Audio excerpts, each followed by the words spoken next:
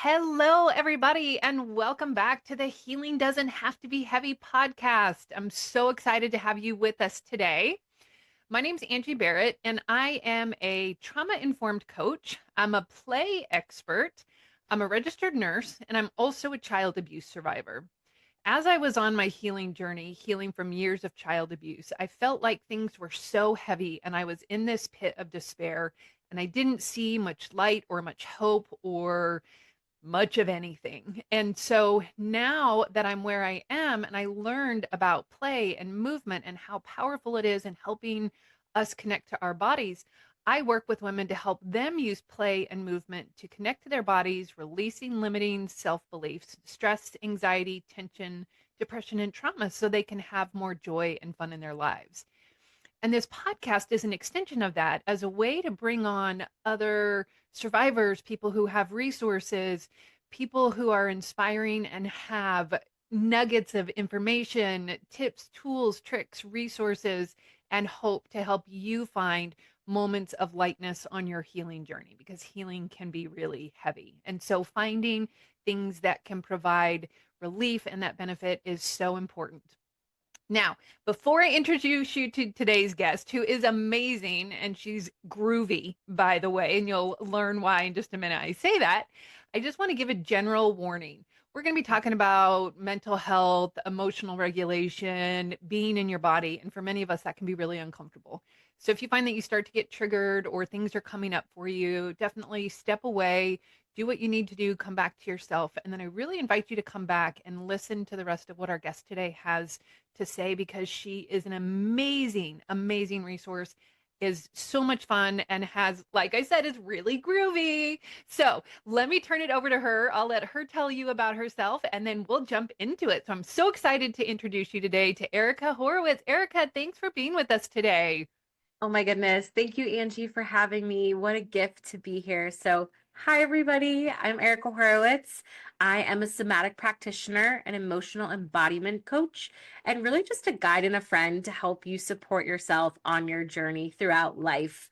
I work with a lot of folks that come from high intensity roles of corporate burnout, working with women specifically that are covering from anxiety, depression, numbness, never feeling anything, to also working with deeply spiritual folks who are on their life journey, really looking to create more depth within themselves, within their process of life. I also work with seniors, so I'm really passionate about bringing this work to the spectrum of all ages. So that's a little bit about my work. I'm a trauma-informed yoga teacher. I love being able to connect the mind, the body, all in relation to how we show up in life. I'm a former corporate baddie, is what I like to say. I was in adult learning and sales enablement for most of my career. So, an adult learning expert that really understands how we learn and show up in the way that we support ourselves, really foundationally comes from the place of how we learn. A social worker by training, a dog lover, a nature lover, loving to dance and love to groove. And we'll dive more deep into all that fun stuff soon. Oh my gosh, so many things. I'm so excited, and I have so many areas and ways I want to talk. But first, will you tell us a little bit about how you got into the work that you do, and maybe even describe what somatic work is for people who might not be familiar with that term? Yeah, absolutely. So I'm a somatic activated healing practitioner. And really, that's the lineage that I studied and learned in my basis of somatics.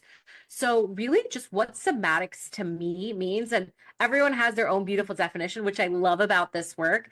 It means being in the body. So, really learning to navigate the language and understanding of the wisdom of your own inner landscape of your body through sensation, moving up through feeling, moving up through emotion, and then connecting that back to the mind, back to the breath. So, really, somatics to me is just a way to get to know yourself in a more deeper and intimate level. And what brought me into this work, I was emotionally numb for quite some time. I'm over intellectualized, over educated, burnt out in the grind of corporate America. And while I loved learning, I've always been so fascinated by learning.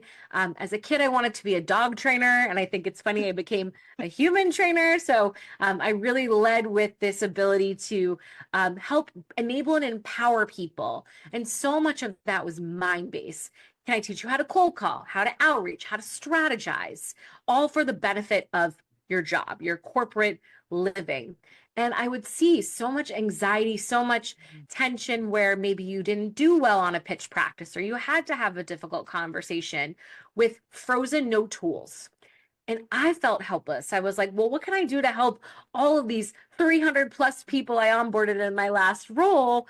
And it wasn't about just like, listening to them. There was something more. I could see in their bodies tensing up or this anxiety. So I thought, let me become a yoga teacher. I think that's the solution to all of the things. And what I love about yoga and really what it helped ground me in is this ability to understand the mind body connection, how breath can support us, and really tapping into the inner wisdom of our bodies.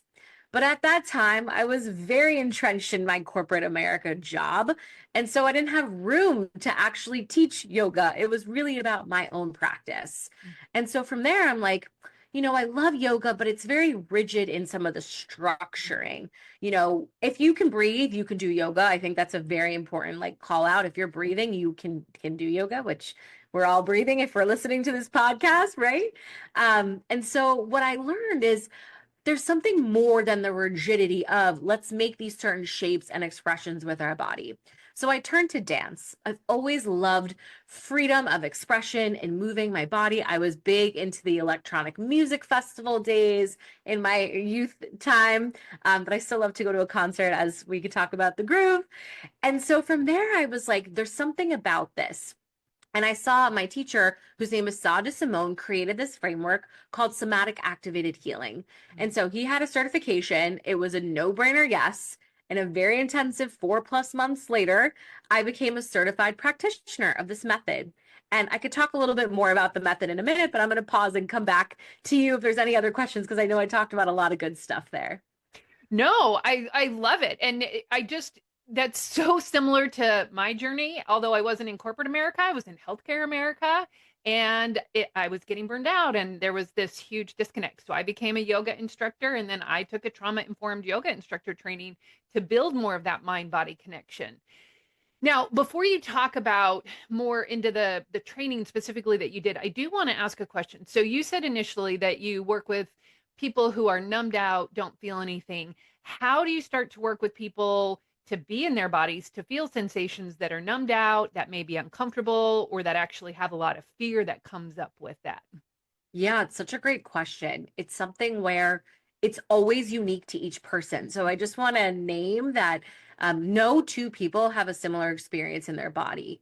And so that I think is the core element of starting to work with someone that was in that place. It's all about creating that safety and that openness to be curious about what does it feel like to take a deeper breath?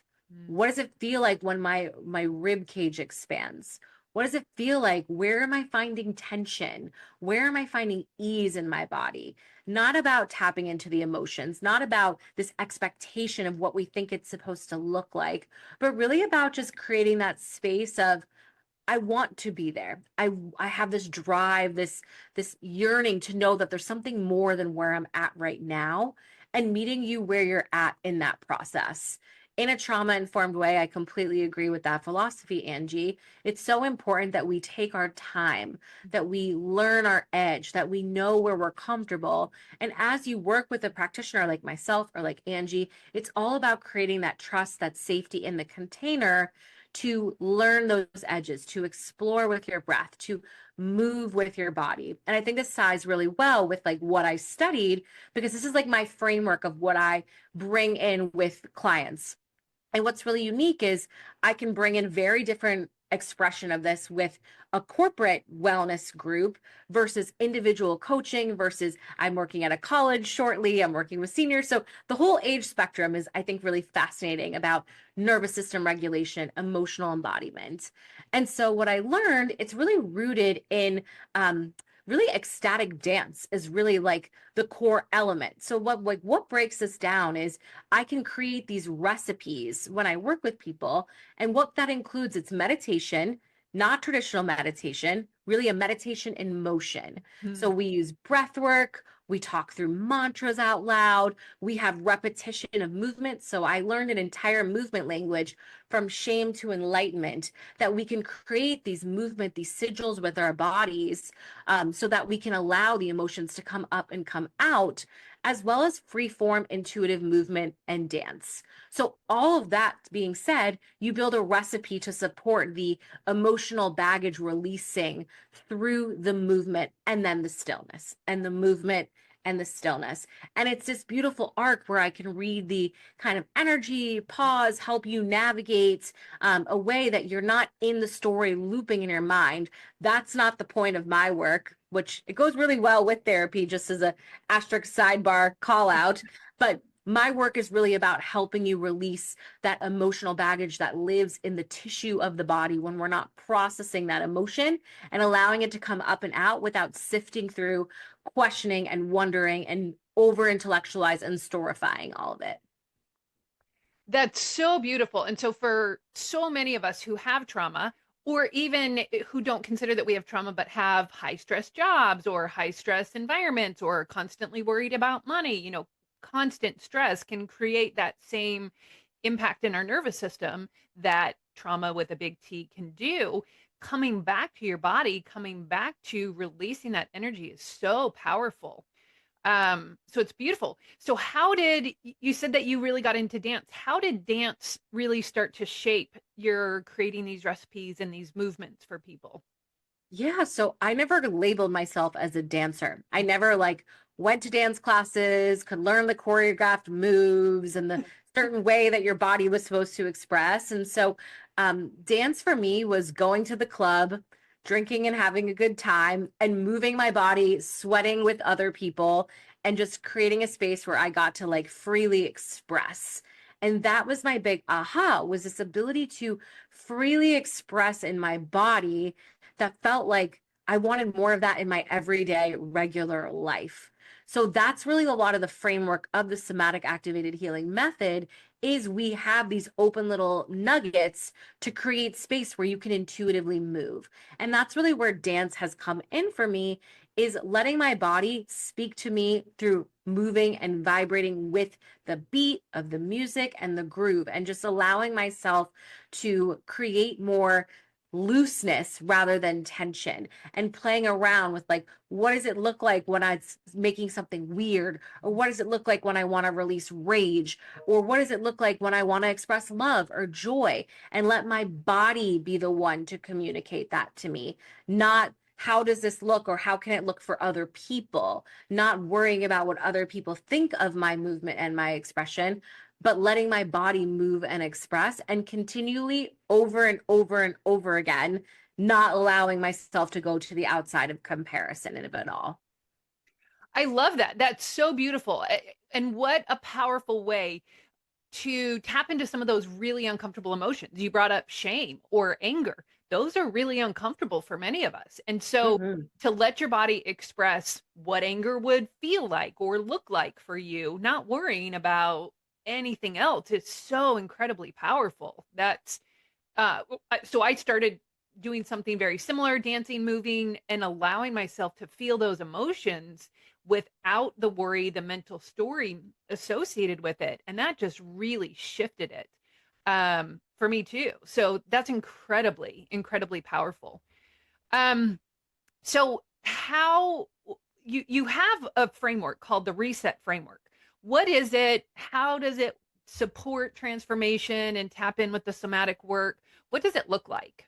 Yeah. So, what I think is really important in this type of work is we have these moments, right? These experiences where we have an hour, 90 minutes to go to a workshop and really go deep, maybe even more spiritual in the way that we create this way of releasing the emotional baggage. And that's beautiful when we can carve out that time and space.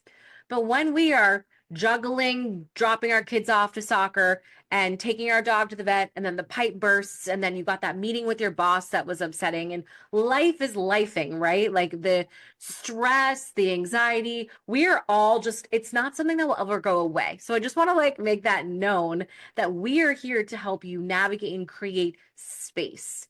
And so the reset framework is a way to really reclaim how you regulate your nervous system in real time. So just to kind of break down the framework, it's a practical, tactical tool that helps you reclaim the moment. So starting with R, that's what reclaim is. The R in reset is, let me pause that outside noise and let me connect with myself right here, right now. Maybe that means muting my phone. Maybe that means taking a walk away. Whatever that means, to like let your body know as a signal that I'm going to take time to connect inward with myself. And from there, then E is engaging with breath. So those usually go right hand in hand to be in the breath. So for me, that always looks like a deep inhale through the nose and a big audible exhale, just as a starting point, and taking a couple rounds of breath. There's so many amazing breath work practices out there. So really learning for yourself, like what type of breath work supports you. If you're in a place where you need to energetically be raised up, maybe it's a more fast-paced type of breath work, or maybe if you're more in that anxious place, it's more of a slower calm. So really learning and navigating those different breath styles are something I encourage in the engage with breath. And once we breathe, once we reclaim the moment, then we move into S, which is all about stretching and shaking. So for me, I always start with rolling my neck. My neck is always my tension point. And the neck, what's really powerful, it's between the mind and the body. So our tension there really can be a teacher of where are we holding on. So then I just, again, intuitively move, where am I feeling tension? Where am I feeling a bit what is calling to move? And then we move into shake, which I know, Angie, you and I have talked about the shake, a powerful part of somatic work. It's really releasing that top level anxiety, top level energy, along with the breath, shaking my hands, shaking my body, letting it be as big as I need it to or as small as I need. It can just be one finger. It can just be one hand, right? Wherever shaking, stretching, breathing, all of that together. And once I've gone through that kind of process, then I move to E, which is embody. And that's where I feel safe enough at that point to lower my gaze, to close my eyes, and to look within and to ask myself, what can I give myself that would be most supportive right now? Is it a sip of water? Is it going back and stretching my body? Is it, taking a walk outside? Have I not eaten anything yet today? Like, what would be nourishing for me in this moment? What does my heart need? What is my mind talking about? Just kind of zooming out and really being an observer of my experience. And then whatever is there, I'm just kind of letting it unfold. And I move to T, which is transitioning with gratitude. So that's where I find a moment, a glimmer, a gratitude, whether that's something as simple as I'm grateful for my heart. I'm grateful for breath. I'm grateful that my dog came and sat on my feet and cuddled me. Like, what are the small little nuggets you can be grateful for that I took this moment to reset? And then I back out into my life. So this practice is something I teach with all of the clients I work with. It's something that's applicable in corporate environments, and it can be as long or as short as you need it to be. It can be 1 minute, it can be 5 minutes, it can be 25 minutes. But it's something that I've really seen so many positive benefits for.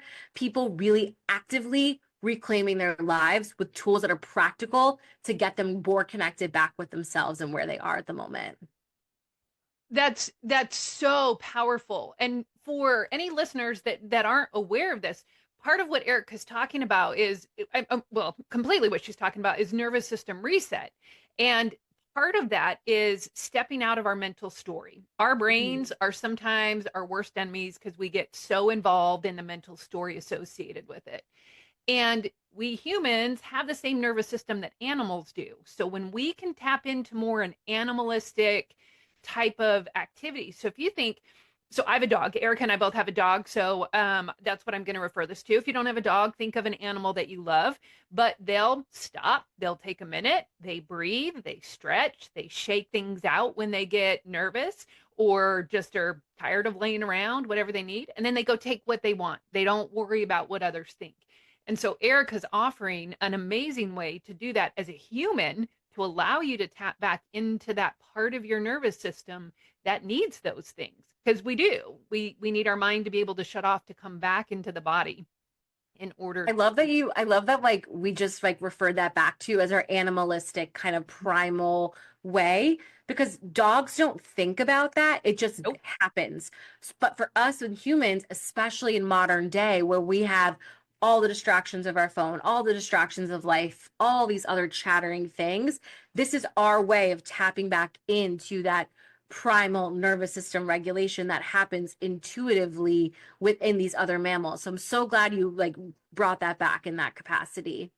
And that gives you permission to go get a drink of water, because animals take a drink of water when they need one. They don't think, do I deserve this? Have I earned enough time? They rest when they want to Mm. rest. It's letting go of that story. So that's where Erica's work and the somatic work that I do is so powerful, is it's allowing you to tap into that part that's there. We just tend to stuff it down. Yeah, Angie, and I would love to add to that, which I think is Please. so important, is this reset is so beautiful when you also can co-regulate with another person. So co-regulation, and really what this means at a baseline is when your nervous system is at a place when you are in a place of calm, or you need to get to that place of calm with another person really matching their heart rate, matching their breath, allowing us to settle into that state of the parasympathetic nervous system. Or if someone's on the opposite end of the spectrum, you might notice that you're moving into more of that more heightened state. So it's really interesting to sort of play with who you're around, how you feel around those people. But in a beautiful, intentional way, you can reset. Like I think about a baby as an example. They don't know how to feed themselves. They need support in being held and being nurtured. So we are coming back to our nature in supporting people in their regulation. When a little kid has a temper tantrum and needs to be calmed back down, or maybe someone is having some sort of outburst and they need to be held energetically with presence. Co-regulation, we are not meant, as this podcast is really saying, to heal alone. And so much of this work is about also finding ways to connect with community and also have the tools for yourself so that you also can support yourself along with the people that you care about in their process of life. Absolutely, completely. In fact, I was, as you were talking about that, I was thinking about a person that I have been around a lot who's so anxious and always worried about things and always stressing. And I noticed that my anxiety starts to increase and increase and increase. And so I have to walk away. So if you notice that you're around someone that you just feel that anxiety with all the time, like Erica said, step back, take a look at it and see, maybe are you two co-regulating or resetting each other's nervous systems at higher and higher anxiety levels? And how do you find people who can bring you back into the sense of calm and a more well-regulated state of being? And how can you take accountability for Yes. your place in it? I think like Yes. if it's someone that you like, just say a boss that you are going to be around, they're just a part of your job and that's where you're at. How can you take that responsibility in knowing that I can hold that space for myself in that process? And maybe not having expectation, but maybe they will regulate from that place back Yeah. to me rather than it being out of my control. So we all have the power and the responsibility to be accountable to our own regulation. And learning those tools is what becomes so powerful, and why somatic work is such an important tool, and taking breaks and learning how to give yourself those breaks. So my question, Erica, for you is, it's not really socially acceptable to take a break in today's society.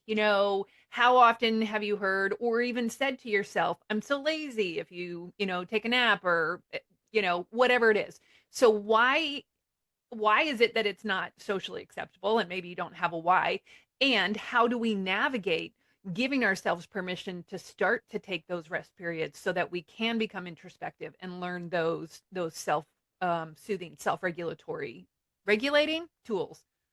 Yeah, that's right.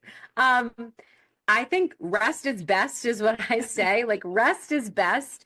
But I was not someone who lived that way for a long time. So first and foremost, I just want to acknowledge the fact that you were curious and wanting that and needing that is a great starting point.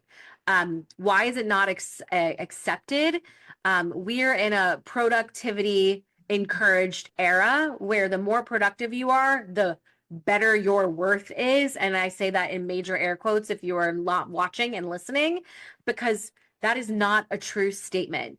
We as humans need that full spectrum of our own battery to care for self. If we are showing up with a half empty glass and we're expected to show up fully, there's going to be that restriction, that frustration of our body asking for rest. So the ways that we can care for self are in taking rest that meet your lifestyle, that meet you where you're at. Not saying like go off and go to a meditation retreat somewhere for like a month and like take away, right? That might not be a realistic expectation for you. But if you are someone that is extremely calendared and organized, calendar out 15 minutes on your calendar to go for a walk. Calendar out 10 minutes at the end of the day to put on a nice YouTube meditation. Make it micro bite size to meet your lifestyle and let yourself over time expand the edge of rest. Expand it and celebrate the fact that you rested. Make it a reclamation of celebration rather than a, oh, I stayed home all day and I sat on the couch. More like a, oh my gosh, it was so nice to stay on the couch today. I read a book. I caught up on putting my laundry away. I called a friend that I haven't spoken to. Like, how do we reframe rest as a celebration than something that feels like it's a punishment? That's so powerful. It is. It's really hard. And the other thing I want to say is when we are in such a productivity driven society, when we are constantly stressed or worried, our body actually physiologically changes and we become addicted to stress hormones.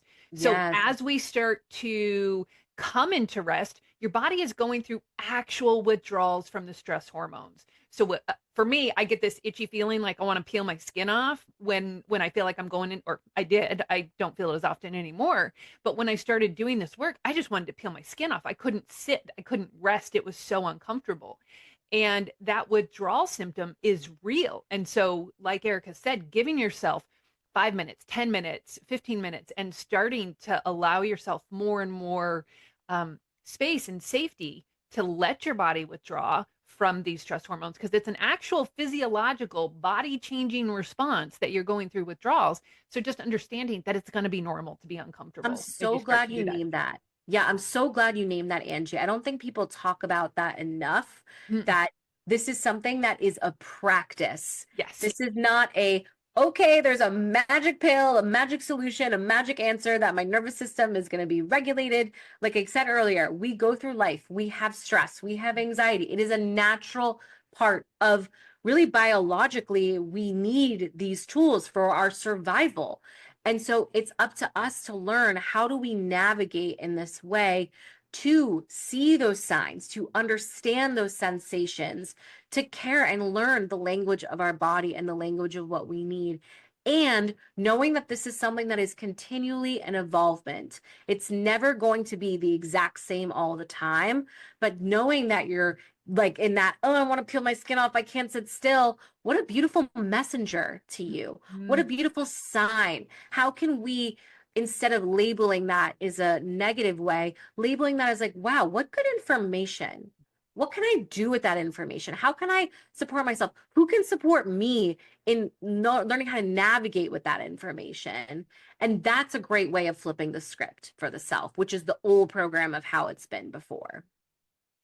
absolutely. And so powerful. And that I'm going to take as one of the nuggets.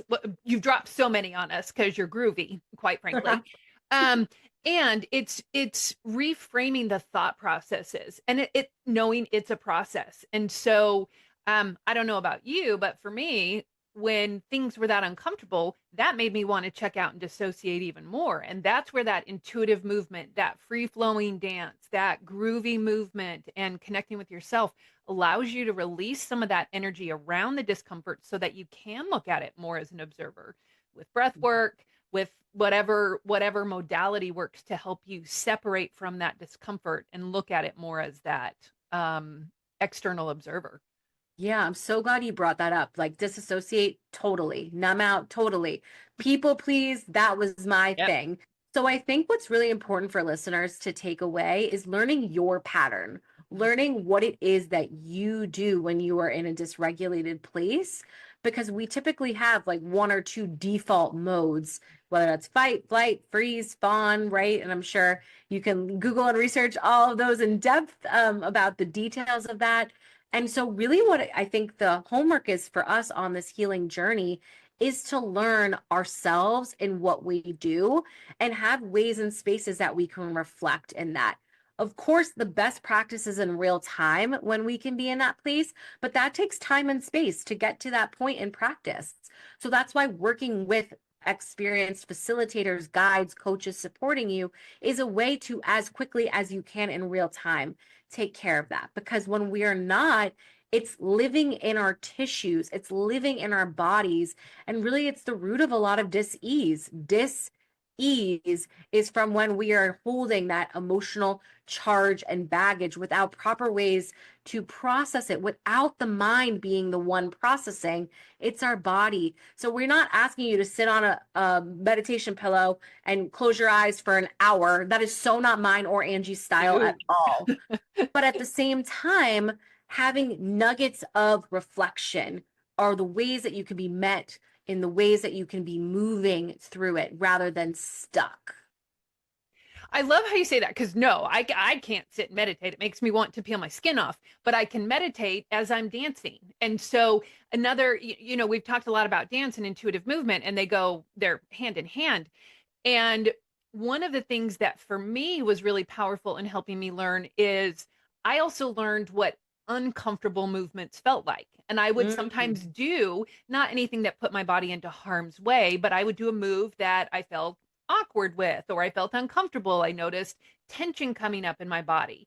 And because I was moving, I was able to recognize that a little bit easier, let it go. And so that gives, once again, information about what the body is trying to say to the mind in order to bring them together.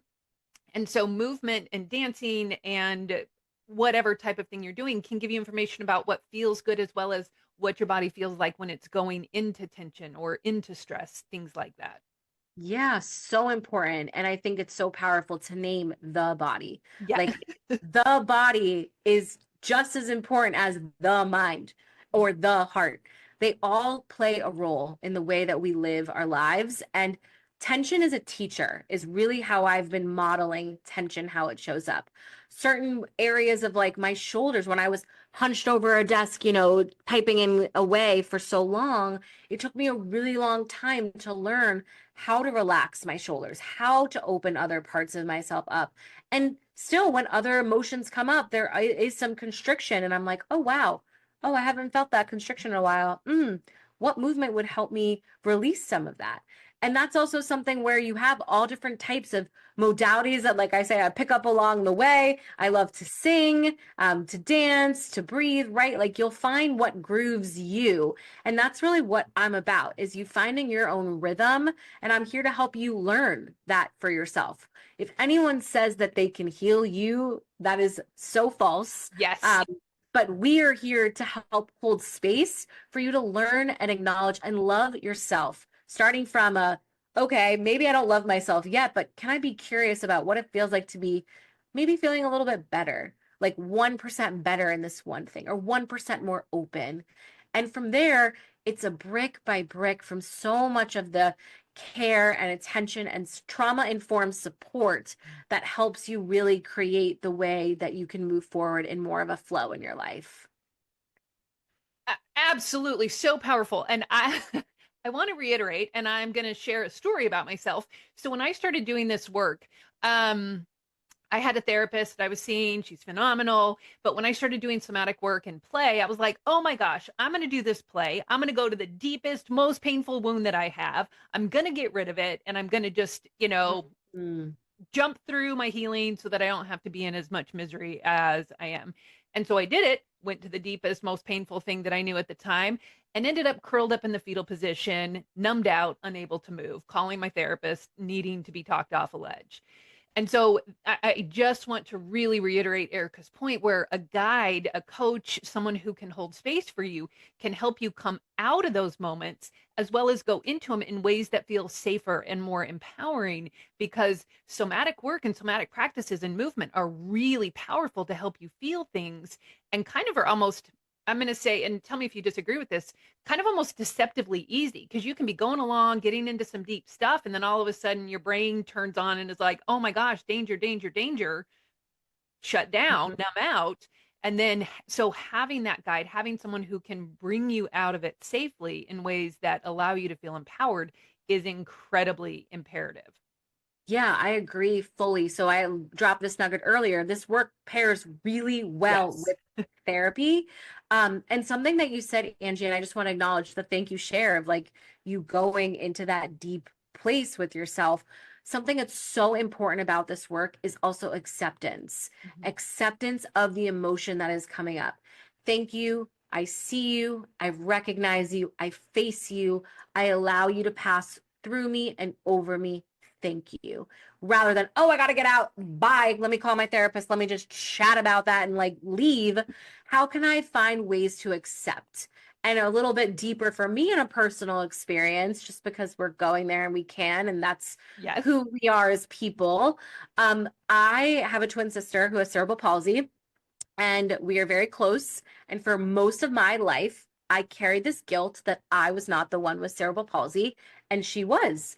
And I held onto this guilt like a security blanket deeply. And I really, at this point, took a lot of my somatic work to really recognize and release that this guilt is not about me and not having it. It's about this energetic exchange of why am I not opening myself to more love? Why am I not opening myself to more acceptance of the cards that all of us are dealt in the way that we hold space?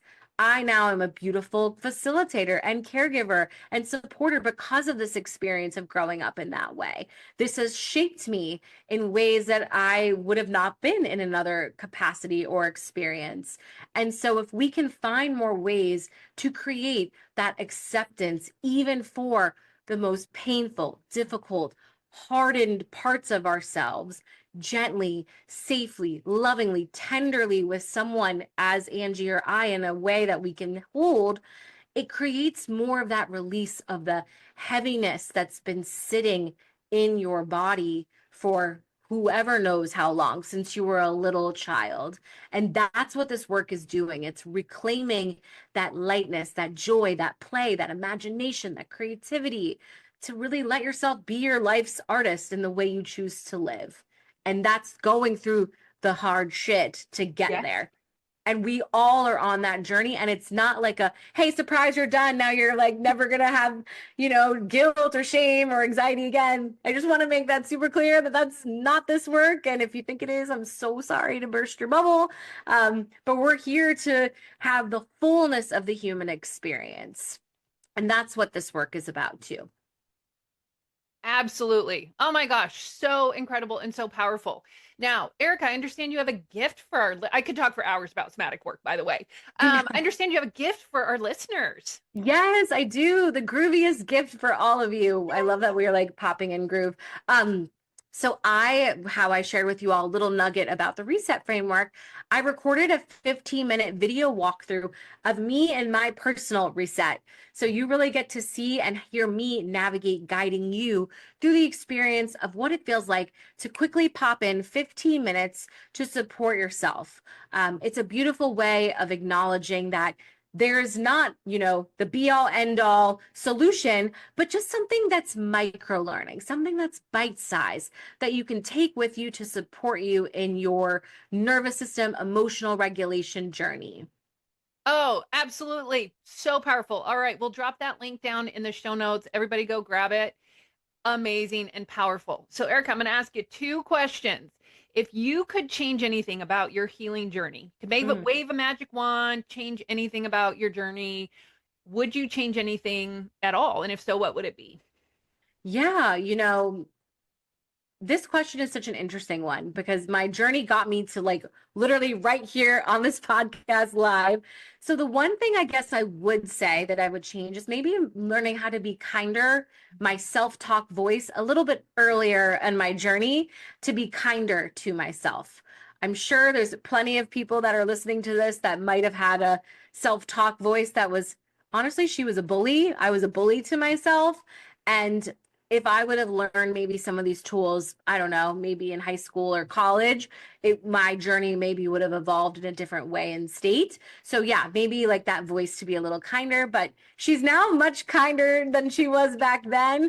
But I hold a lot of grace and space for, the versions of me at that point. That absolutely. That one is for me, and mine is a male voice. So just know your inner critic might not be the same gender that you are. Mine is definitely a Mm. male voice. So just FYI. So then my next question is, if we could sit down and talk in 12 months, where would you want to be that you're not now?